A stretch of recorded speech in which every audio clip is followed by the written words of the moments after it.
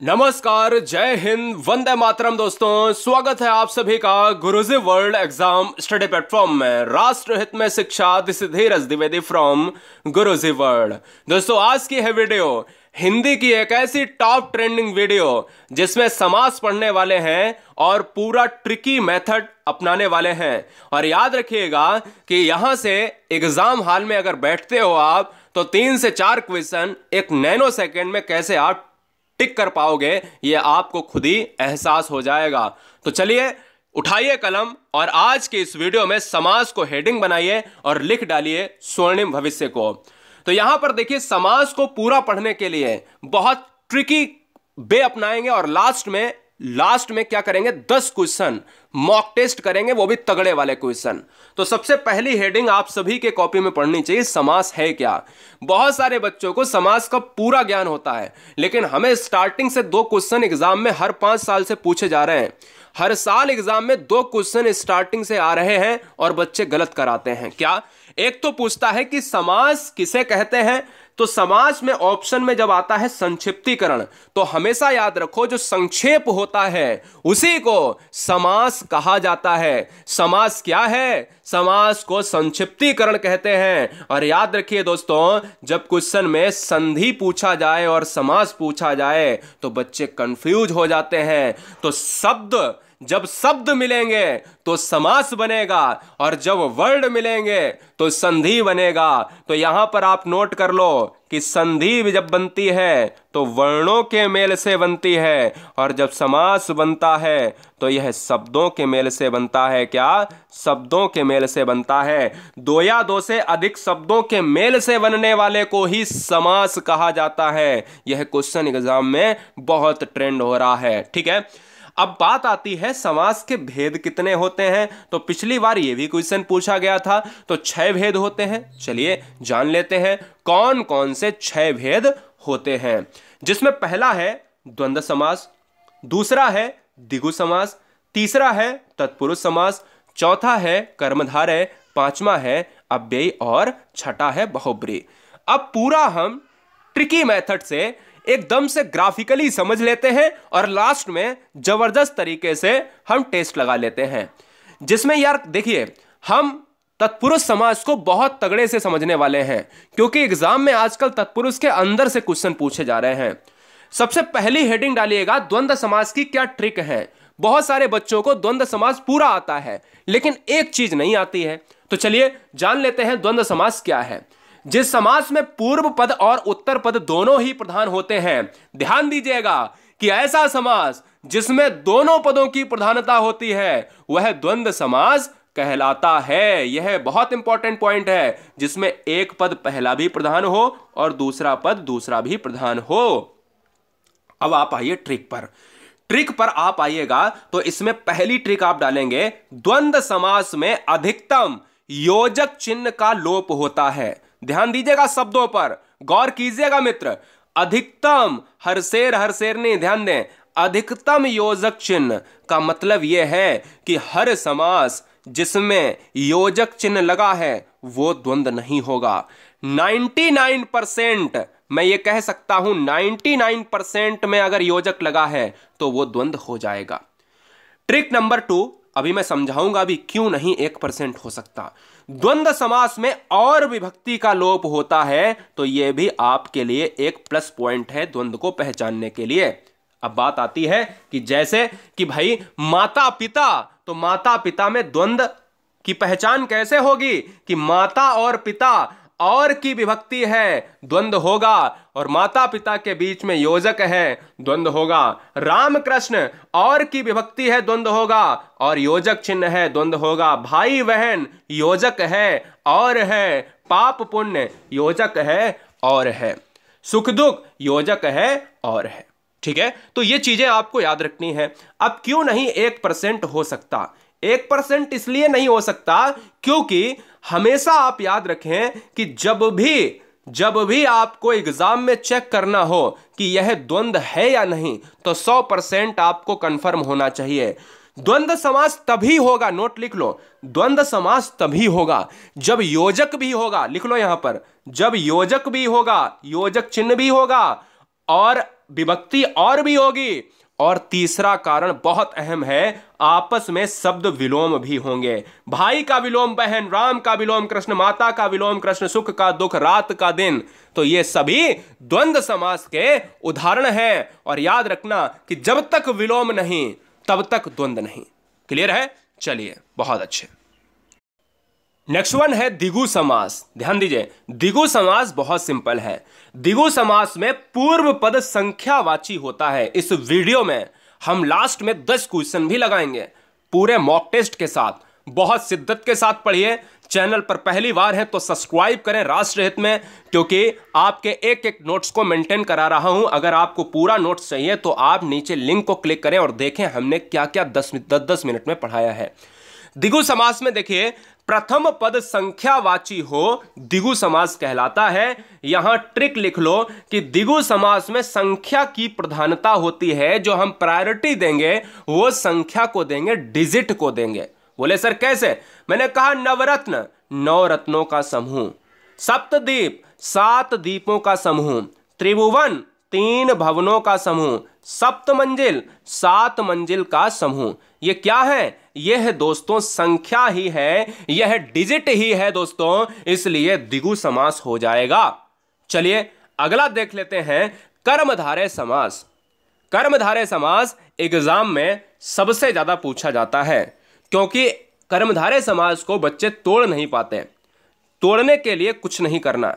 जैसे जिस समास में, ध्यान दीजिए हेडिंग लिखिएगा, यहीं से क्वेश्चन बनता है। और कर्मधारय से आज तक का रिकॉर्ड मैं आपको बता दूं, उसकी परिभाषा से ही प्रश्न पूछा गया है।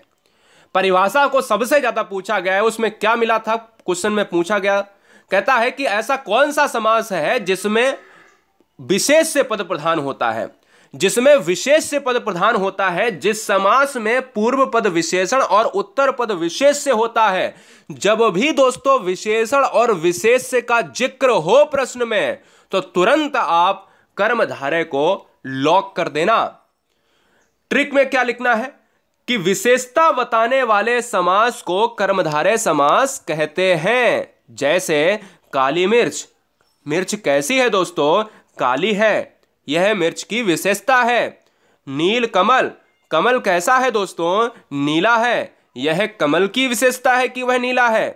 पीतांबर, पीला है जो अंबर, अंबर कैसा है? पीला है, यह अंबर की विशेषता है।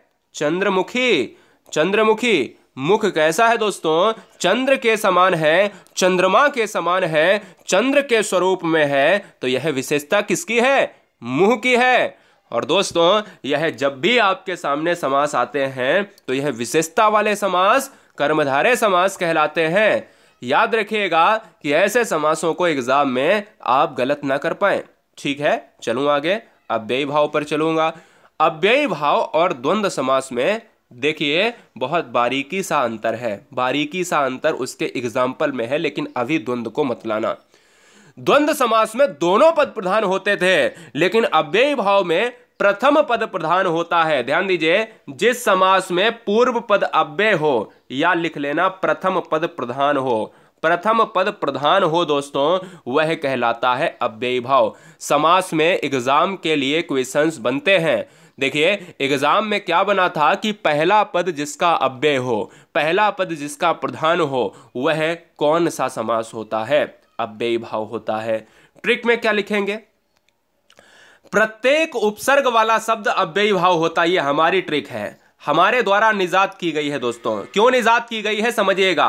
प्रत्येक उपसर्ग वाला शब्द अव्ययी भाव इसलिए कहलाता है क्योंकि दुनिया में जितने भी शब्द हैं वह अगर उपसर्ग लेकर आते हैं, जैसे अगर मैं आपसे कह दूं, यहां से एग्जांपल उठा लेता हूं, प्रतिदिन, दिन के आगे लगा हुआ है प्रति, तो यह दुनिया का कोई भी आपको उपसर्ग वाला मिल जाए तो वो अव्ययी भाव हो जाएगा। तो चलो लिख लो सभी। यथा स्थान, स्थान के अनुसार तो है, लेकिन यथा स्थान में कौन सा समास होगा? यथा लगा है स्थान के आगे तो उपसर्ग लगा है अव्ययी भाव। जीवन के आगे आ उपसर्ग है अव्ययी भाव। दिन के आगे प्रति उपसर्ग है अव्ययी भाव। समय के आगे यथा उपसर्ग है अव्ययी भाव, है ना। तो जितने भी शब्द दुनिया में हैं, जितने भी शब्द दुनिया में हैं उनमें अगर उपसर्ग लगा है दोस्तों तो यह ट्रिक गोल्डन ट्रिक है, यह कभी भूल नहीं सकते आप। लेकिन एक कॉन्सेप्ट ये वाला अलग से लिखिएगा, ये कॉन्सेप्ट अलग से लिखिएगा। हमने आपसे कहा था ना द्वंद्व समास में लिखाते समय कि अधिकतम योजक चिन्ह वाले शब्द द्वंद्व होते हैं, लेकिन सभी नहीं होते हैं। रात दिन द्वंद्व होगा, लेकिन रात रात अव्ययी होगा। दिन रात द्वंद्व होगा, लेकिन दिन दिन अव्ययी होगा। क्यों?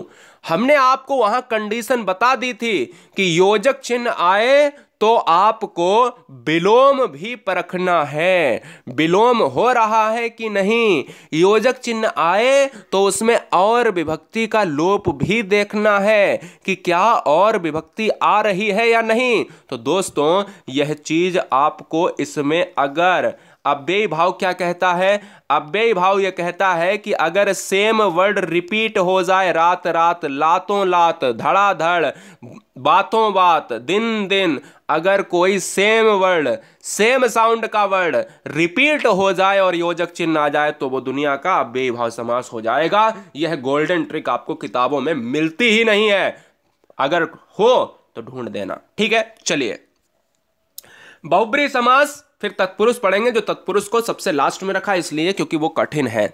चलिए, जिस समास में दोनों पदों के माध्यम से एक विशेष तीसरे अर्थ का बोध होता है बहुब्रीहि समास कहलाता है दोस्तों। तो चलिए जान लेते हैं बहुब्रीहि समास क्या है। बहुब्रीहि समास में परिभाषा से अगर क्वेश्चन में आए कि भाई तीसरे पद का अगर बोध हो तो बहुब्रीहि समास कहलाता है, तो इसको तुरंत स्टार बना के लिख लीजिएगा।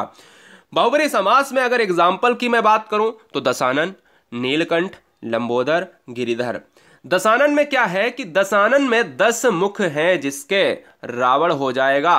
ठीक है, किसी तीसरे अर्थ की प्रधानता। नीलकंठ दोस्तों, नीला है कंठ जिनका, अर्थात शिवजी की बात हो रही है, किसी तीसरे अर्थ की बात हो रही है। लंबोदर, लंबा है उदर जिनका, अर्थात गणेश जी, किसी तीसरे अर्थ की बात हो रही है। गिरिधर, गिरि को धारण करने वाले अर्थात श्री कृष्ण, किसी तीसरे अर्थ की बात हो रही है दोस्तों। तो इसलिए गिरिधर को हम यहां पर बहुब्रीहि समास की तरफ ले जाते हैं। तत्पुरुष समास से क्वेश्चन बनते हैं काफी। तत्पुरुष समास के भेद पूछ लेता है एग्जाम में। तत्पुरुष समास क्या है?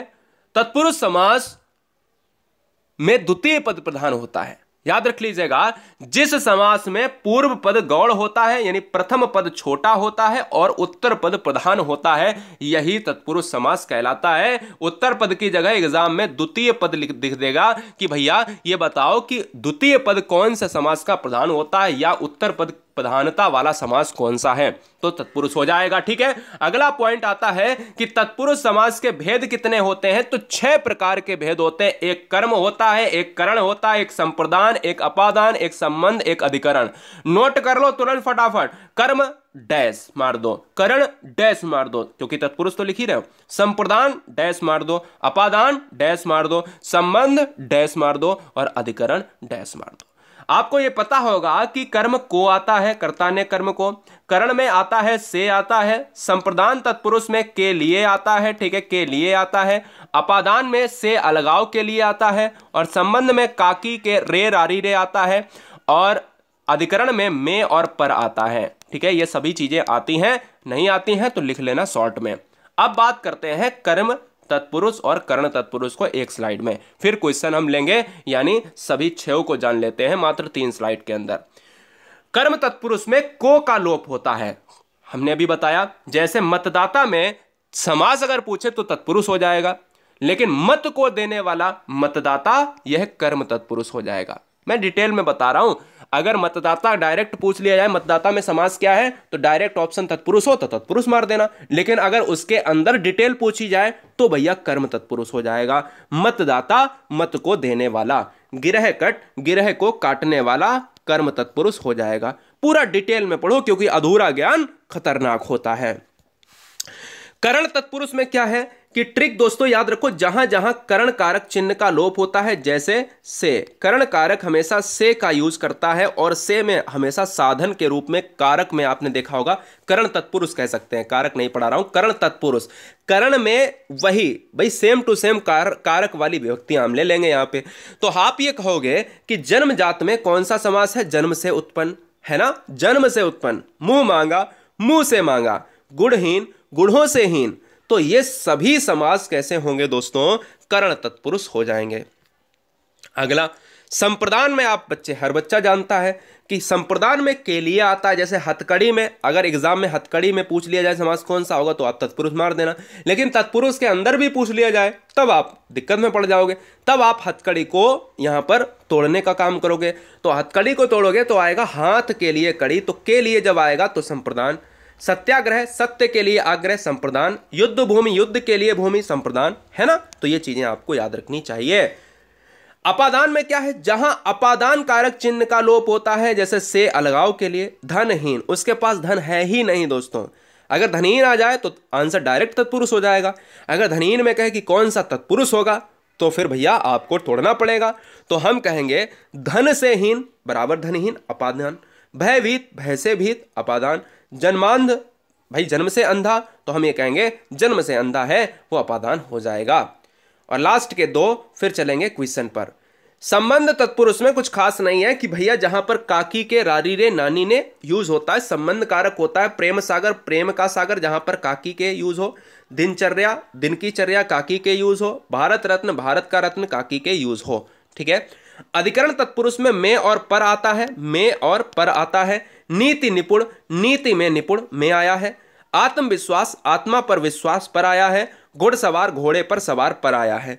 लेकिन अगर सभी इनमें, तीनों में, इन तीनों में, या फिर इन तीनों में, या इन तीनों में, या फिर दोस्तों इन तीनों में, या इन दोनों में, अगर समास पूछता है और डिटेल में नहीं जाता है, करण संप्रदान इसमें नहीं जाता है, तो डायरेक्ट तो तत्पुरुष हो जाएंगे। तो 2 3 2 5 3 8 9 10 11 12 13 14 15 16 17 17 को हमने जान लिया तत्पुरुष में। 17 उदाहरण तत्पुरुष में जाने हमने, समझ लो, और उनको डिटेल में देखा है।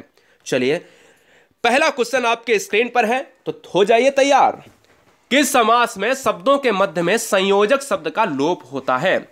तो संयोजक शब्द का लोप होता है वो दोस्तों होता है द्वंद्व समास। द्वंद्व समास होता है। अब ध्यान दीजिएगा यहां पर क्यों अव्ययी भाव क्यों नहीं लिया है, क्योंकि डायरेक्ट क्वेश्चन ऐसा पूछा गया था, जब क्वेश्चन में अपवाद आते हैं तब हम कंपैरिजन करते हैं।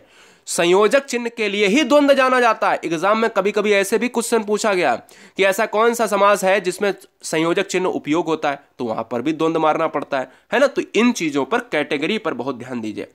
पूर्व पद संख्यावाची शब्द होता है, तो पहला पद अगर संख्यावाची है तो वो कौन सा होगा, वो जाएगा द्विगु समास दोस्तों। नेक्स्ट, जन्मांध में शब्द में कौन सा समास होगा?